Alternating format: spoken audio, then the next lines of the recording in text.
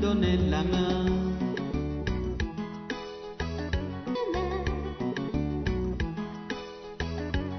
Et c'est nos fusils. Et si l'on se sait nos querelles,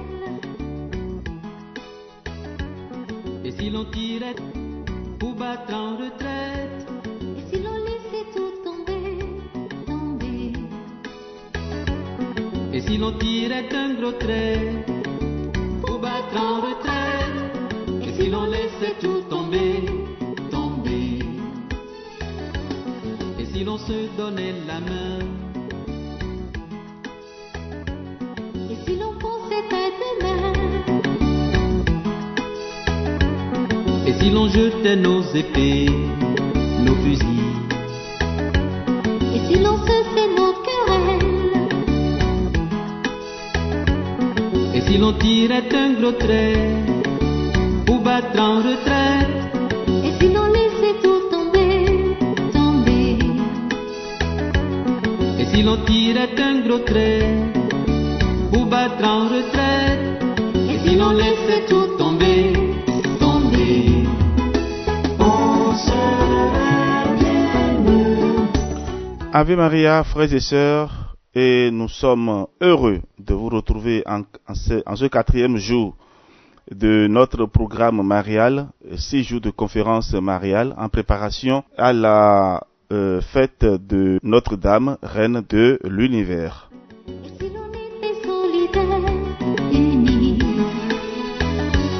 Et si l'on donnait une chance à l'amour, à la paix, et si l'on était solidaires, unis, Et si on donnait une main à la paix, à l'amour, et voilà, nous pouvons créer un monde nouveau. Frères et sœurs, aujourd'hui, 4e conférence, nous voulons aborder le thème Marie, modèle de charité chrétienne. Et je demande déjà à l'Esprit Saint de vous combler de sa présence, de vous donner la force de pouvoir suivre et comprendre cette communication, cette conférence, cette catéchèse. Et donc, nous allons nous asseoir, prendre une bonne position pour mieux écouter ce temps de conférence. on serait bien mieux, on serait bien mieux, on serait plus heureux, on serait bien mieux. Marie, modèle de charité chrétienne. Et nous prenons comme texte de base Luc 1, 43. Comment m'est-il donné que vienne à moi la mère de mon Seigneur? Frères et sœurs bien-aimés, l'immense majorité des personnes qui se prétendent chrétiennes peut être aujourd'hui divisée en 2 catégories. La catégorie de ceux qui éprouvent toutes les peines du monde à partager ou à vivre la charité, et la catégorie de ceux qui voudraient être proclamés champions de la charité, ne donnant rien sans publicité, ne faisant rien pour autrui, s'ils ne peuvent en tirer une gloire pour eux-mêmes. Les personnes de la première catégorie aiment recevoir, apprécient beaucoup qu'on s'occupe d'elles, mais n'ont jamais rien à donner à personne. À fait d'être continuellement dans le besoin de tout, ne pouvant être utiles à personne. Celles de la deuxième catégorie n'ont jamais besoin de rien, surtout lorsque cela vient de ceux qui, à leurs yeux, sont moins nantis qu'eux. Pour elles, recevoir des autres, bénéficier du soutien des autres est un déshonneur, un aveu de faiblesse. Marie a beaucoup à nous apprendre à propos de la vraie charité chrétienne. Elle sait recevoir de Dieu et des hommes, mais elle sait aussi partager, venir en aide quand il le faut. Dans le récit des noces de Cana, il n'est pas dit que Marie a attendu d'être sollicitée pour intercéder en faveur des mariés auprès de Jésus. Comment aurait-il pu en être autrement en effet? Les mariés ne pouvaient pas solliciter son aide pas plus que celle de Jésus d'ailleurs. Ils ignoraient que ces deux-là pouvaient leur être utiles en pareille situation. Jésus, souvenons-nous-en, n'ayant à ce jour-là encore accompli aucun miracle. Marie a vu que ces gens étaient en difficulté, qu'ils avaient besoin d'aide, et spontanément, elle leur a offert son aide, travaillant avec son divin Fils dans une telle discrétion que le maître du repas fut incapable de dire d'où provenait ce nouveau et si bon vin. Comme elle est différente de nous, nous aimons que les gens sollicitent avec supplication notre aide avant de leur accorder l'immense faveur, le grand privilège de bénéficier de notre précieuse aide, de notre charité légendaire. Nous aimons faire sentir à ceux qui sont dans le besoin le poids de notre charité pour qu'ils s'en souviennent toute leur vie durant et nous vouent un respect et une reconnaissance éternelle. Constater que notre prochain est dans le besoin ne nous suffit pas. Il faut encore qu'il nous supplie de lui venir en aide, faute de quoi il ne peut rien espérer de nous. Et quand enfin nous nous décidons à agir, trop souvent c'est tambour battant. Nous nous arrangeons à ce que le maximum de personnes soient au courant de ce que nous avons fait pour un tel frère ou une telle sœur, de manière à en tirer le maximum de gloire pour nous-mêmes. J'ai même vu des chrétiens qui n'hésitaient pas à minimiser la portée de l'intervention divine dans une situation, préférant souligner à grands traits le fait que sans leur action à eux, la cause était définitivement perdue. Ils poussaient ainsi les gens à leur rendre gloire plutôt qu'à Dieu. Frères et sœurs bien-aimés, souvenons-nous de l'enseignement de Jésus sur la manière de pratiquer la charité ou l'aumône. Gardez-vous, disait-il, de pratiquer votre religion devant les hommes pour attirer leur regard, sinon, pas de récompense pour vous auprès de votre Père qui est aux cieux. Quand donc tu fais l'aumône, ne le fais pas claironner devant toi, comme font les hypocrites dans les synagogues et dans les rues, en vue de la gloire qui vient des hommes. En vérité, je vous le déclare, ils ont reçu leur récompense. Pour toi, quand tu fais l'aumône, que ta main gauche ignore ce que fait ta main droite, afin que ton aumône reste dans le secret, et ton Père qui voit dans le secret te le rendra. Matthieu 6, 1 à 4. Bien avant les noces de Cana, l'évangéliste Luc nous rapporte un épisode où nous pouvons admirer la charité de la Vierge Marie. Ce fut à la visitation, après que l'ange Gabriel ait révélé à Marie que sa cousine Élisabeth était enceinte de 6 mois déjà par un miracle de Dieu. Il est ajouté plus loin que, en ces temps-là, Marie partit en hâte pour se rendre dans le haut pays, dans une ville de Juda. Luc 1, 39. Sachant qu'il devait être pénible pour sa parente Élisabeth, déjà âgée, de faire face à tous ses travaux domestiques avec sa maternité, Marie partit en hâte lui offrir son aide. En révélant à Marie que sa cousine Élisabeth en était à son 6e mois de grossesse, l'ange Gabriel a voulu lui démontrer que la puissance de Dieu était déjà à l'œuvre ailleurs et qu'elle n'avait pas de limite. Marie a bien saisi le message de l'ange, mais est allée au-delà de la portée de ce message. Elle a compris que sa cousine devait être dans le besoin d'une aide et sans attendre d'être sollicitée, spontanément décidé de lui apporter son secours. Que faisons-nous, frères et sœurs, des informations que Dieu nous donne chaque jour sur l'état de nécessité de nos semblables? On se contente généralement d'en faire des sujets de conversation. Tel n'est pas le cas de Marie. elle exploite l'information que Dieu lui donne à travers l'ange et décide de faire quelque chose pour sa cousine. Au lieu des « Ah bon, ouais, Asia », des cris d'exclamation que nous prononçons lorsque nous apprenons que l'un des nôtres est en difficulté, il nous faut agir promptement comme la mère de notre Seigneur et apporter notre soutien.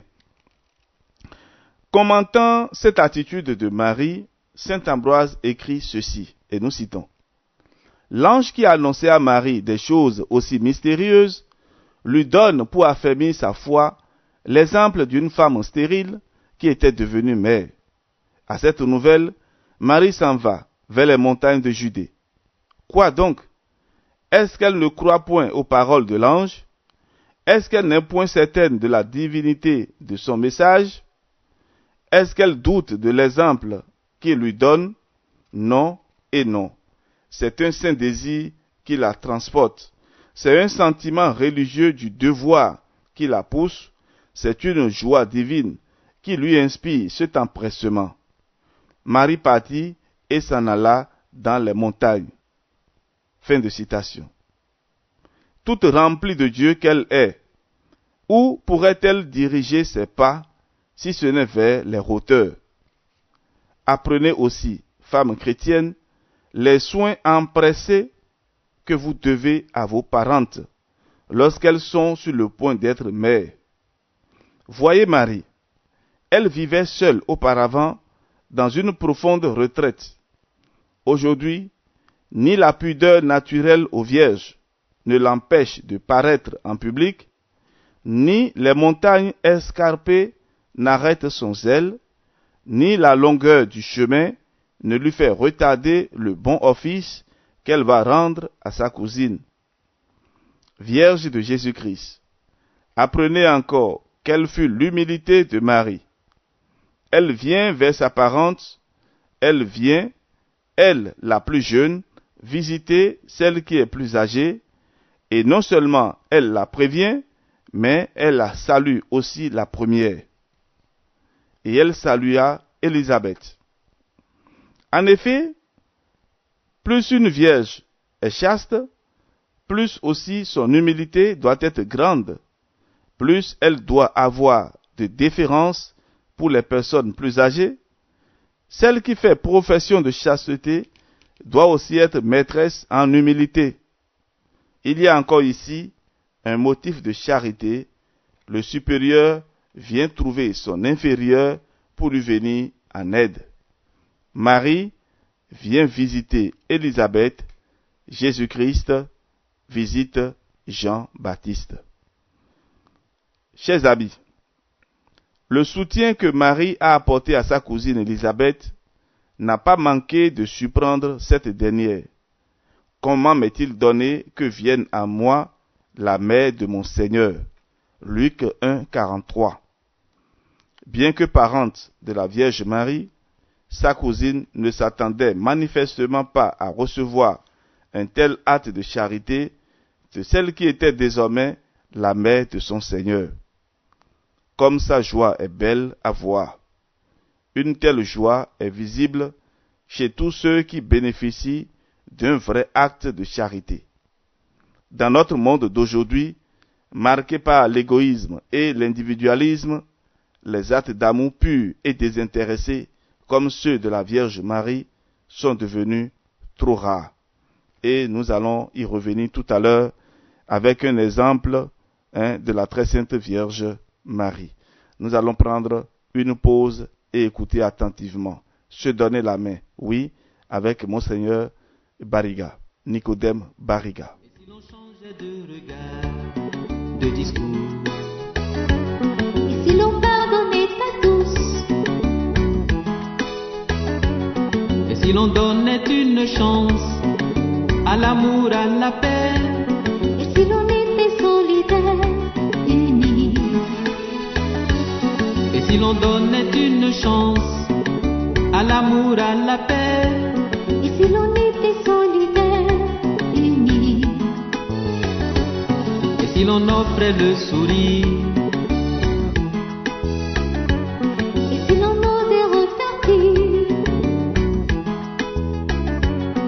si l'on changeait de regard, de discours, Et si l'on pardonnait à tous, et si l'on donnait une chance à l'amour, à la paix, et si l'on était solidaire, unis, et si l'on donnait une chance à l'amour, à la paix, et si l'on était solidaire, unis, on serait bien mieux, on serait bien mieux, on serait plus heureux. Oui, frères et sœurs bien-aimés, et si on donnait une occasion à l'amour et à la paix, le monde changerait certainement de face. Oui, nous devons créer un monde nouveau en exerçant comme la Vierge Marie une charité désintéressée. Alors prenons Marie pour modèle et pratiquons la véritable charité. La Bible déclare, « Si quelqu'un ne prend pas soin des siens, surtout de ceux qui vivent dans sa maison, il a renié la foi. Il est pire qu'un incroyant. » Nous trouvons ceci dans la première lettre de Saint Paul à Timothée, chapitre 5, verset 8. Il est encore écrit, « La religion pure et sans tache devant Dieu, le Père, la voici. Visiter les orphelins et les veuves dans leur détresse, se garder du monde pour ne pas se souiller. » Jacques 1, 27. Chaque chrétien a deux familles. Sa famille naturelle où il est né et sa famille spirituelle où il est né de nouveau. Eh bien, appliquez ce passage de l'Écriture aux membres de chacune de ces familles qui sont les vôtres. Ne vous contentez pas d'être charitable avec vos frères et sœurs dans la foi, prenez également soin, autant que cela est possible, des membres de votre famille naturelle sans discrimination. Et pour finir, la célèbre parabole du bon samaritain, Luc 10, versets 25 et suivants. Oui, la parabole du bon samaritain ne nous apprend-elle pas que tous les hommes sont nos frères? Ne nous lassons pas de faire le bien, car si nous ne nous décourageons pas, nous aurons notre récolte au moment voulu. Ainsi, tant que nous en avons l'occasion, faisons du bien à tous, et surtout à nos frères dans la foi. Prévenait déjà Saint Paul en écrivant aux Galates dans sa lettre chapitre 6, versets 9 à 10.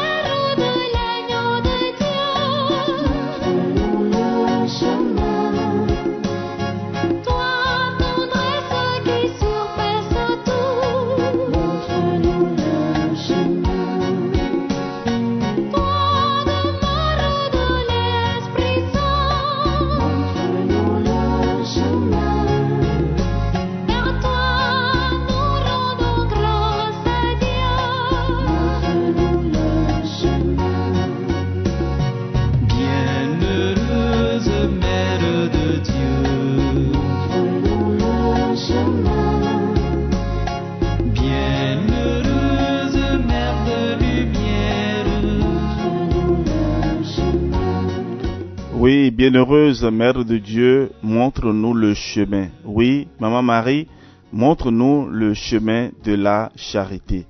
Ainsi s'achève notre conférence de ce jour, Marie, modèle de charité chrétienne. Et nous allons à présent ensemble faire cette prière. Et je vous demande donc de vous préparer, de vous unir à moi pour adresser à Dieu cette prière. Et vous pouvez répéter ensemble avec moi. à l'école de la Vierge Marie. Seigneur, nous venons te prier.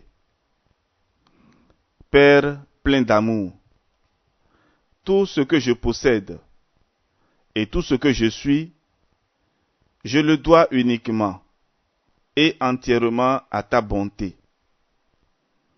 Je t'en remercie de tout mon cœur. Comme Marie, je ne veux rien garder pour moi tout seul. Je veux partager mes joies, mes connaissances, ma foi, mon temps, mes biens. Je veux tout partager sans calcul ni publicité. Donne-moi de courir comme Marie sur les routes à la rencontre de ceux qui sont dans le besoin. Qu'aucun obstacle ne me pousse à fermer mon cœur, mes oreilles, mes yeux et ma main à l'appel de mon prochain. Je veux montrer ton visage d'amour aux nécessiteux et aux abandonnés. Accorde-moi ta grâce, Père, au nom de ton Fils, ton divin Fils Jésus, et par l'intercession de Marie, ma tendre mère. Amen. Ni les esprits, ni les âmes.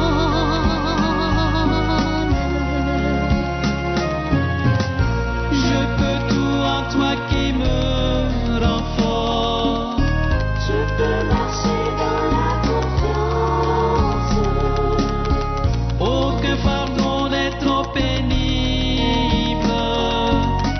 Si tu me portes avec toi.